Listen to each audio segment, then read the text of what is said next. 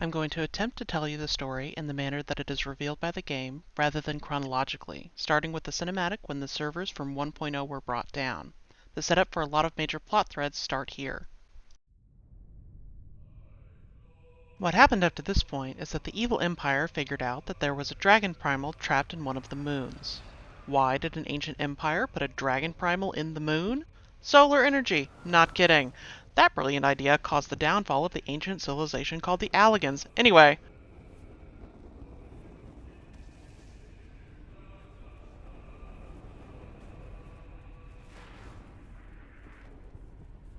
once the Garleans, leaders of said evil empire, figured out the whole dragon moon thing, they decided to use the moon/dragon to murder a bunch of people who aren't Garleans. Why? Evil empire and severe underdog mentality. Sid figured this out because his dad was in charge of the project and Sid tried to stop it.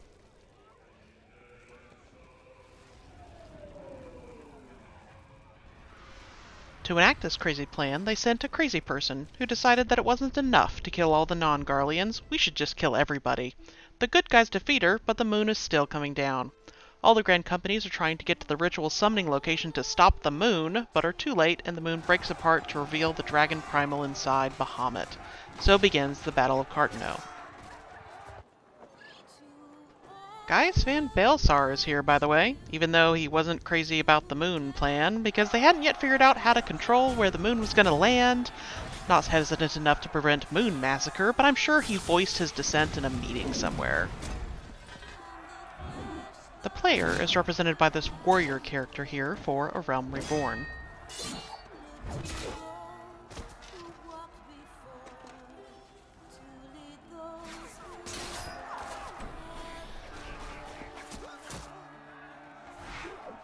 And here are the canonical party members, represented by a white mage, bard, black mage, and a paladin. Don't ask why there are 5 people and 2 tanks in this party, I have no idea.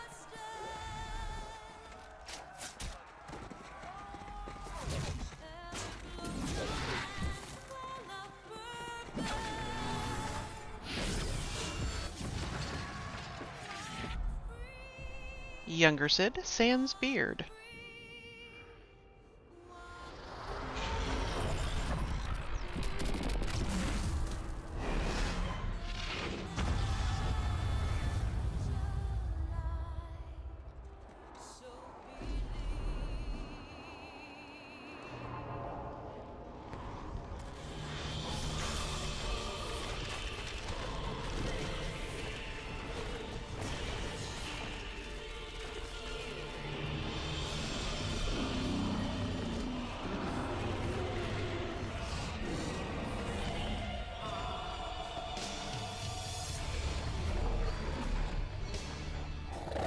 You know, I'd be pissed off too if I was forced to be a solar panel for thousands of years.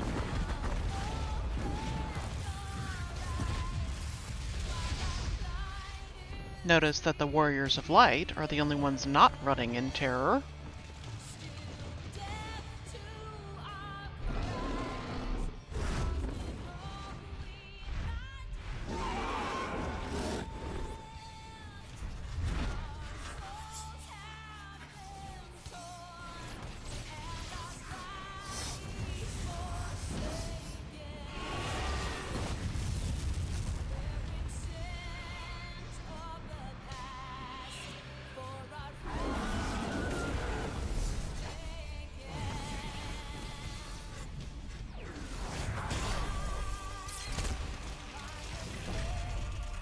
They are shielded by Louisoix. So what you need to know about him at this point is that he led the organization that will later become the Scions of the Seventh Dawn, and that he's the paternal grandfather of the twins, Alphino and Alisaie.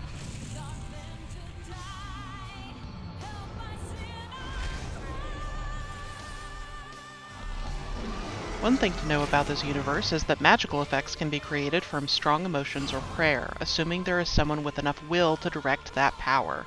In this case, Louisoix is channeling the magic generated from the prayers of the Circle of Knowing members to try to contain Bahamut again.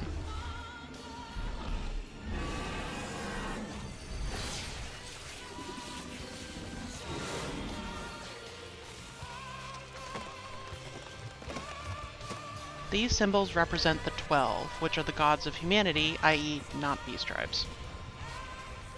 But Bahamut is too powerful, and breaks free before Louisoix can complete the spell, destroying Louisoix's staff, Tup Samadhi, in the process. Cue the entire team staring in horror as they realize precisely how fucked they are. Meanwhile, Louisoix activates Plan B, teleporting the Warriors of Light into the future to remove them from Bahamut's attack. Why not just teleport them away? Well, the servers were going down.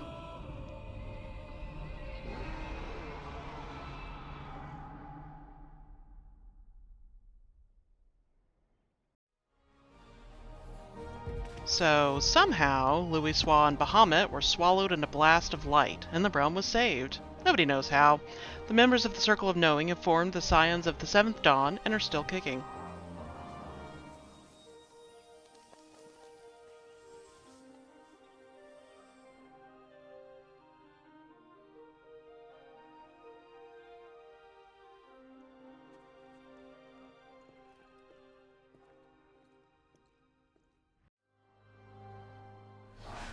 And then, poof! We're just here now. But nobody remembers us. They remember that there were Warriors of Light, but assume they all perished with Louisoix, and nobody can remember their faces.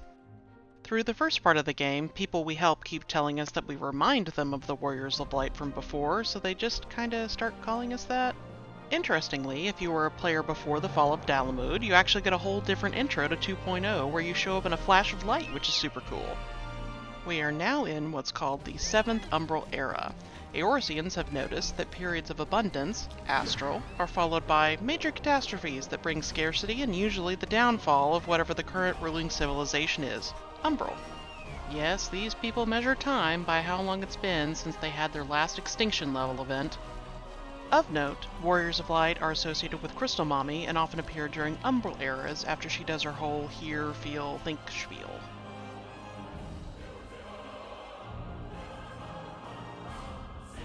So now we're to the start of the actual game. Yay! Depending on which city you start in, your specific quests will vary, so I'm going to skip over specifics. For now, you meet the twins Alphino and Alizé on the carriage ride into town, Y'shtola in Limsa Lominsa, Thancred in Ul'dah, and Ida and Papalymo in Gridania. Wow, this game throws a lot of proper nouns at you. Wherever you start, there is local trouble that must be solved with the help of your new friends. After doing so, we encounter a glowing crystal and immediately touch it because, ooh, shiny! Hear, feel, think. Now we have our first meeting with Hydaelyn.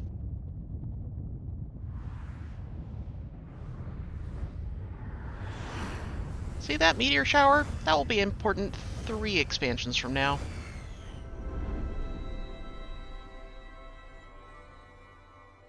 She tells us that darkness is bad and is going to kill everyone. To prevent the darkness, we have to find more crystals of light, which we will find by just adventuring? By the way, Crystal Mommy is known as Hydaelyn, or the Mother Crystal, but the place she resides is also the Mother Crystal, and Hydaelyn is also the name of the planet.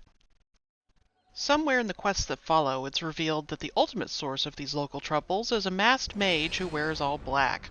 Your new friends call them Ascians, but don't explain what that means. Our branching paths from different cities come together in Ul'dah. In the course of rescuing innocent citizens, we are greeted by our friends from our starting city. They have noticed that you possess the Echo, i.e. the Exposition Headache spell, and want to recruit you into the Scions. Only some of the Scions of the Seventh Dawn actually have the Echo. This will become a problem later. Papalymo and Ida tell you that they can explain what the Exposition Headache is, and mention that they have a friend who also possesses the magical migraine, and that you should go meet her. Also, they want you to join their super-secret organization to save the world. Our first time to the Waking Sands, and we're greeted by Tataru. She is the secretary, treasurer, and overall mom support for all of the Scions.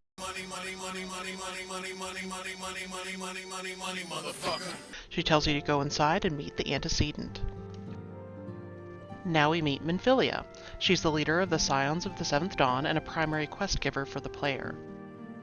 Minfilia explains what the Echo does and asks the player to join the Scions in their fight against Primals to save the world. So the Echo.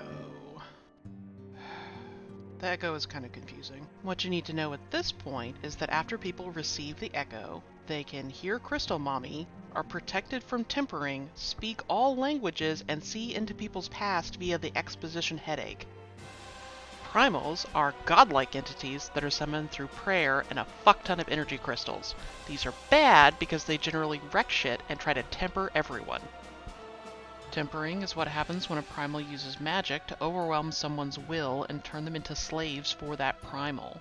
Once a being is tempered, there is no undoing the process, and the only thing you can do is end their suffering. Since the echo makes you immune to tempering, you can see why the Scions want to recruit you. After you accept the offer, Minfilia reveals that she's aware you're one of the original Warriors of Light that Louisoix saved, and she's not sure why most people have forgotten. Minfilia then introduces the whole team, Urianger says cryptic shit, and we receive our first quest from the Scions. Alright, so I got a new microphone with a pop filter because the old one was driving me nuts, but I'm too lazy to re-record all of the other stuff, so that's why it sounds different. Okay, bye! Minfilia asks us to look into a series of thefts and disappearances that the Scions believe to be the work of primals. Minfilia also gives us a link pearl, basically a magic cell phone, so that she can stay in touch with a Warrior of Light. Through our investigation, we find that each of the major city-states is in conflict with the nearby beast tribes, who have each summoned their patron god as a primal to protect them. The summoned primals promptly temper the beast tribe members nearest them and then compel their new followers to kidnap more people to expand their following. First, we investigate the Amaldra beast tribe, who turn out to have summoned the fire primal Ifrit. After defeating the primal of fire and getting the red MacGuffin crystal, we also discover that the Garleans are once again up to something, but we don't know what yet. On the personal front, the team grapples with feelings of insecurity at carrying on the mission of the Scions after Louisoix's death. Thancred worries aloud if so many lives would have been lost to Ifrit if their mentor was still alive. After defeating the first primal, we are introduced to the women in charge of each of the 3 city-states at various remembrance ceremonies 5 years after the Battle of Cartano, and I hope you're ready for the deluge of proper nouns again! The leaders are Nanamo Ulnamo in Ul'dah, Merylwib in Limsa, and Khan Isena in Gridania. Each rules over a city-state that functions as the highest level of government in their respective areas. Together, the 3 city-states form the Alliance. The Grand Companies are the military forces that serve each of the city-states. They are the Immortal Flames in Ul'dah, the Maelstrom in Limsa, and the Order of the Twin Adder in Gridania.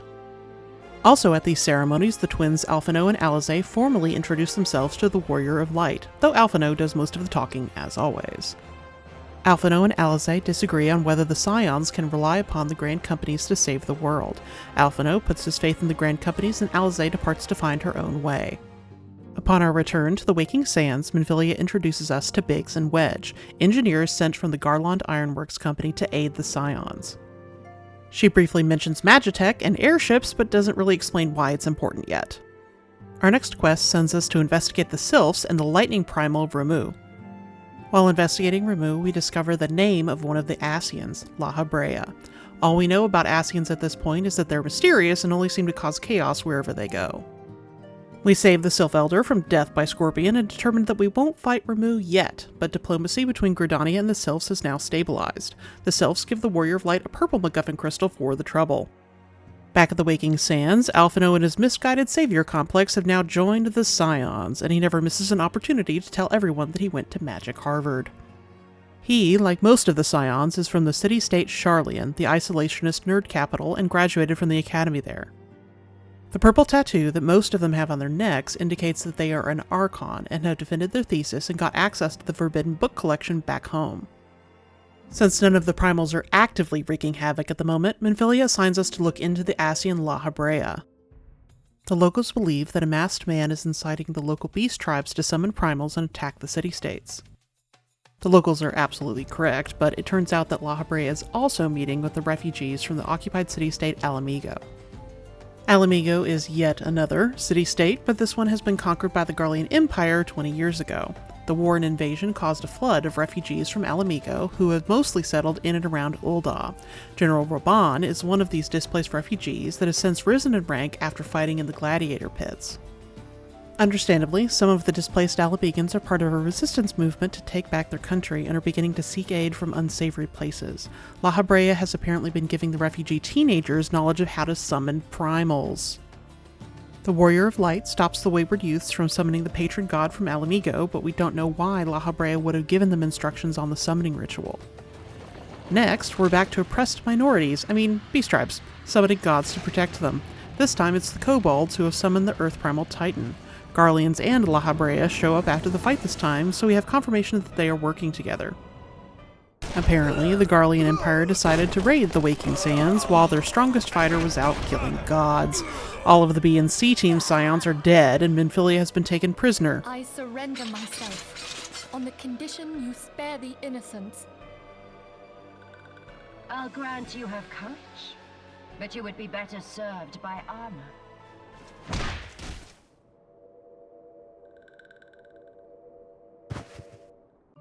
A dying sylph tells us to go to the church outside of Drybone for help before dying tragically, and the priest at said church agrees to help us after we give him the secret password.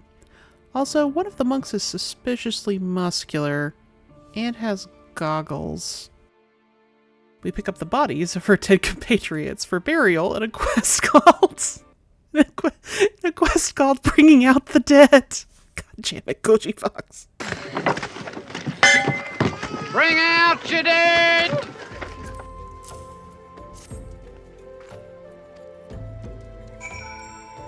Anyway, who could the hot monk possibly be? I don't know who this could possibly... It's Sid. It's Sid. Sid Garland of Garland Ironworks. Sid.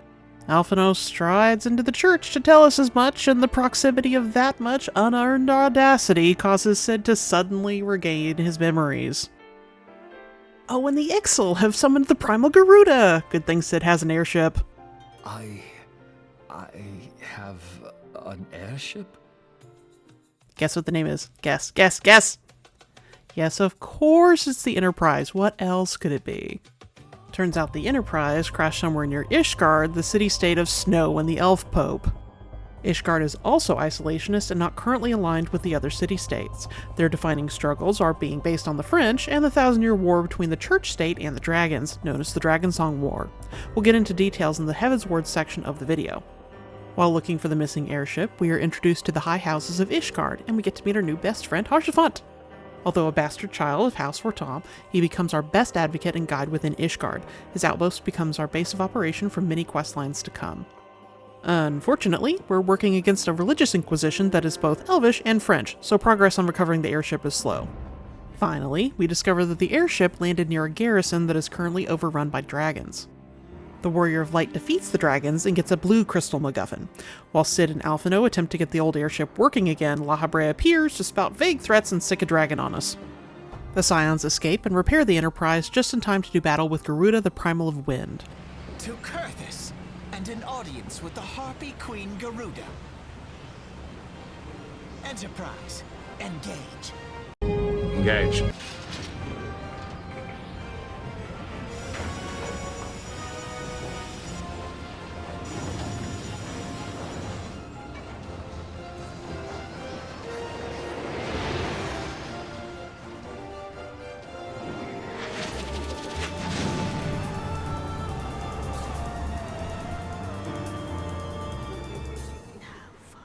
We steal the final crystal MacGuffin from her before Gaius fucking Balesar shows up again. Gaius manages to absorb the essences of all three primals we have fought into an unknown machine, all at the urging of La Habrea. The gang flees to regroup and figure out what that machine does. We, once again, return to the Waking Sands and discover that Ida and Y'shtola managed to not get captured. Good job!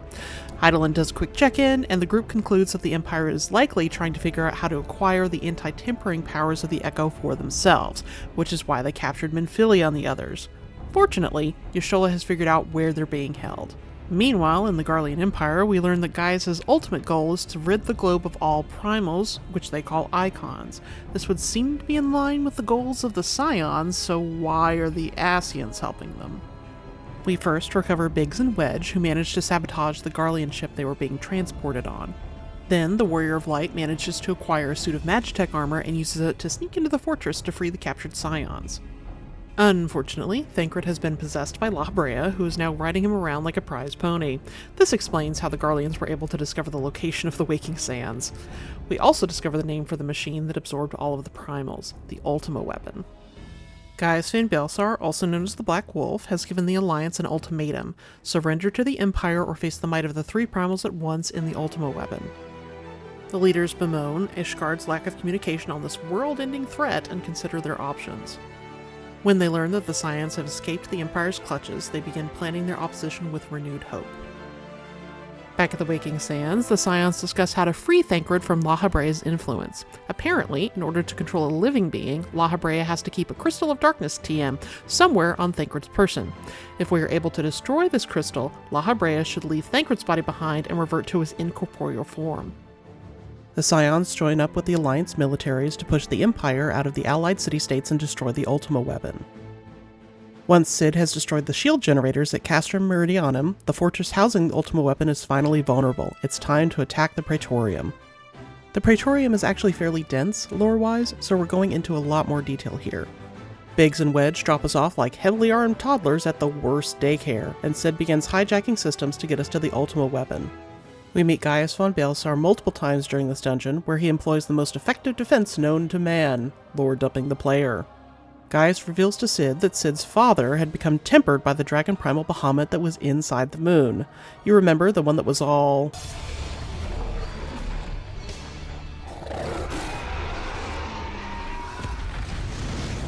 Which is why Cid's dad worked so hard on dropping the moon to the earth and freeing the primal. Also, Cid's dad apparently noticed that Cid was unhappy building weapons for the Empire. Weirdly, Gaius thinks that this information will cause Cid to defect back to the Empire's side. It doesn't, and we fight through a lot of robots and soldiers to get to Nero.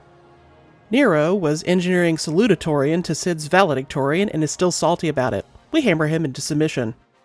Now we finally get to Gaius' famous speech. I'll let it play out in full now that you have all the context to understand what he is talking about.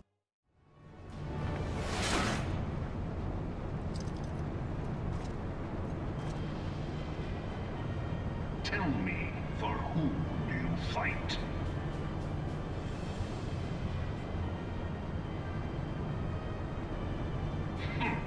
Do you believe in Eorzea?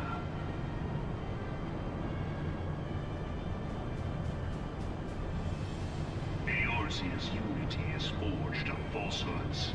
Its city-states are built on deceit, and its faith is an instrument of deception. It is not but a cobweb of lies. To believe in Eorzea is to believe in nothing. In Eorzea, the beast tribes often summon gods to fight in their stead, though your comrades only rarely respond in kind. Which is strange, is it not? Are the 12 otherwise engaged? I was given to understand they were your protectors.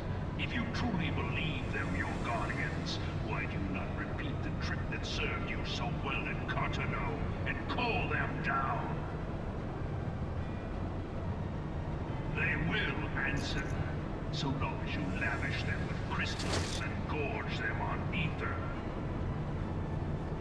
Your gods are no different from those of the beasts. Icons, every one. Except but this, and you will see how Eorzea's faith is bleeding the land dry.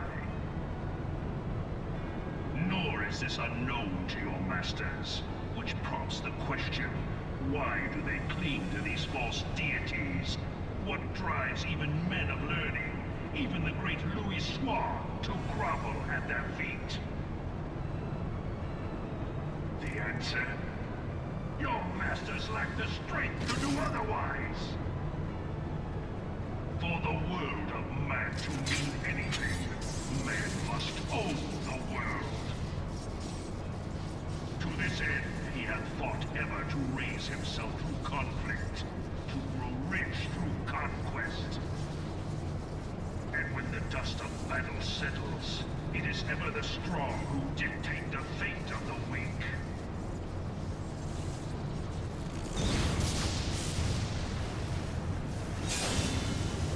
Knowing this, but a single path is open to the infinite ruler, that of false worship, a path which leads to innovation and death.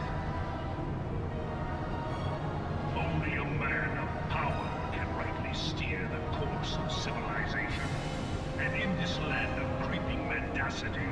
That one proof will prove its salvation.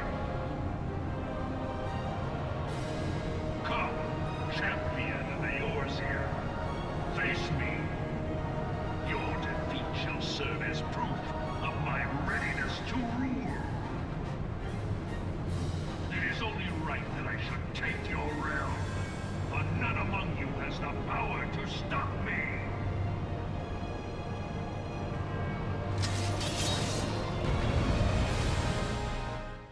After we defeat Gaius himself, we defeat him again while he pilots the Ultima weapon, and La Habrea appears to deliver an evil monologue of his own. La Habrea sets off the magic nuke built into the Ultima weapon in order to exhaust Heidelin's protective shield around us. Such devastation! This was not my intention! And we defeat Gaius for a third time. No! No, no, no! Yeah. Finally, it's time to beat some sense into La Habrea and take back Thancred. But before that, more monologue! So according to La Habrea, Heidelin is the source of a magical imbalance that must be removed in order for the one true god to return, and the god cannot return without the presence of the primals. This means that La Habrea had been lying to the Garleans the entire time, since he had no intention of ridding the world of primals for good.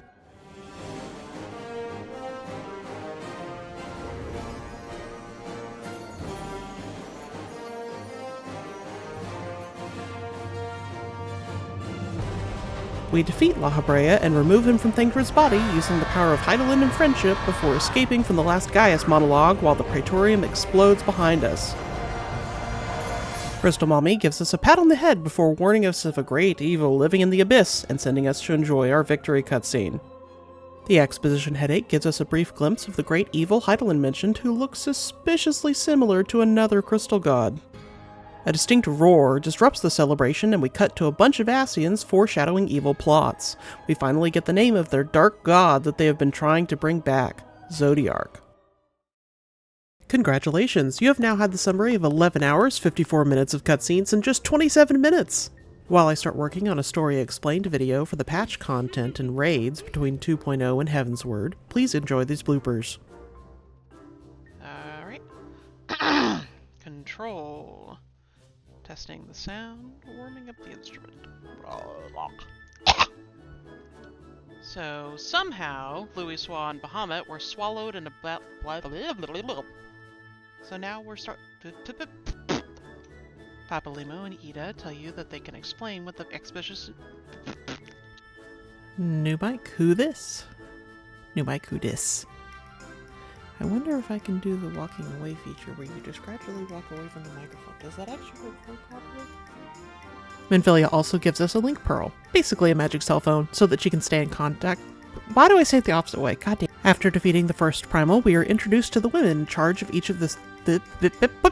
He, like most of the Scions, is from the city-state Sharlayan, the isolationist nerd capital, and graduated from the academy there. Isolationist. Isolation... Why did I write that? Is it bad to get spit in the pop filter? What the fuck? Isolationist. Isolationist. Isolationist. I'd use a different word, but it's the perfect word. Oh my god, I said to minimize, not become the font size for ants. No, not that tab. Give me the whole window. Thank you. Oh my god. Understandably, parts of the displaced Alamegans are part of a resistance movement to take back their country and are beginning to seek not egg. What's an aid? Aid. Not egg. You know, I'm starting to realize that my voiceovers increase in quality when I actually allow myself to talk with my hands. I just have to be careful not to hit the microphone. We, once again, return to the Waking Sands and discover that Ida and Y'shtola... Is that how I say it? Ida and Y'shtola. Ida and Y'shtola